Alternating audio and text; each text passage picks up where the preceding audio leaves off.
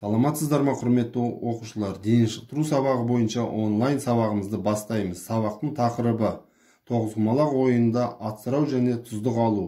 Сабақтың мақсаты оқушыларға ойын барысында тұздық алу және атсырауды болдырмау жолдарын үйрету.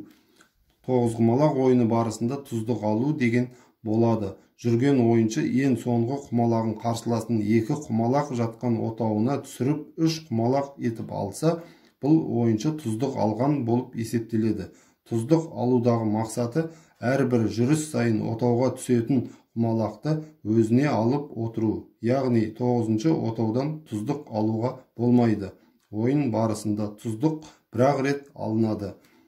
Атсырау тоғызқұмалақ ойында әсіресе ойын соңына таман келгенде ойыншының біреуінің құмалағы таусылып қалады да жүретін жүрісі болмайды. Бұл жағдайда атсырау деп атайды.